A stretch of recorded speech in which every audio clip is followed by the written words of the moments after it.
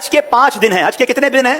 8 9 10 11 12 ذوالحجہ. 8 ذوالحجہ کو حاجی نے جانا ہوتا ہے مینا, اور وہاں ہم نے 5 نمازیں پڑھنی ہیں. 5 نمازیں پڑھنا وہاں سنت ہے, ظہر, عصر, مغرب, عشاء اور 9 کی فجر. ٹھیک ہے, this is the most crucial and most important day of حج.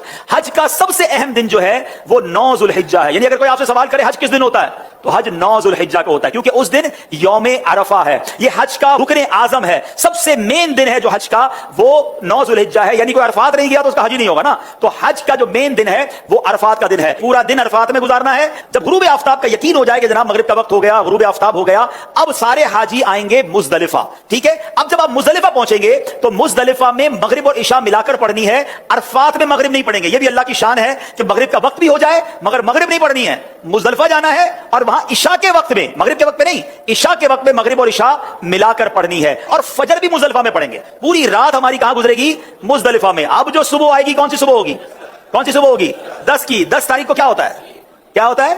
ہاں, ساری دنیا بقرعید مناتی ہے مگر خدا کی قسم جو آج عید مناتا ہے نا, میلا کچیلا ہے, بال بکھرے ہوئے ہیں, مطلب نیند بھی نہیں ہوئی ہے, مگر خدا کی قسم وہ جو عید کا مزہ ہے, وہ جو تھکن کا مزہ ہے, وہ جو سرور ہے, وہ دنیا کی کسی اور چیز میں نہیں ہے. اللہ ہمیں ہر سال ایسی عید نصیب فرمائے. اب رات کو کنکریاں ڈھونڈ لینی ہے. اب 10 ذوالحجہ کو 3 کام کرنے, اس کی روٹین یاد کر لیں. 10 ذوالحجہ کا پہلا کام ہوگا شیطان کو کنکری مارنا. پہلا کام کیا ہے؟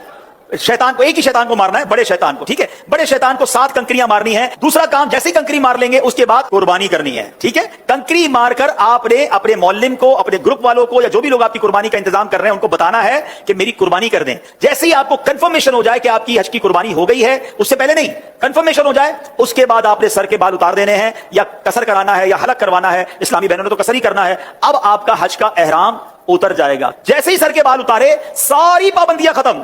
خوشبو لگائیں, سلے ہوئے کپڑے پہنے, آرام کریں, موج کریں. صرف مرد و عورت کی پابندی ابھی باقی ہے, وہ طواف زیارہ کرتے ہوئے وہ بھی ختم ہو جائے گی. تو آپ ریلیکس ہو جائیں. حج از ناٹ دیٹ ڈیفیکلٹ جتنا لوگ اس کو ہوا بنا لیتے ہیں. ایزی ہو جائیں. اب 10 ذوالحجہ کو, اب جب آپ نے سارے کام کر لیے تو افضل تو یہ ہے کہ 10 تاریخ کو ہی طواف زیارہ کر لیا جائے.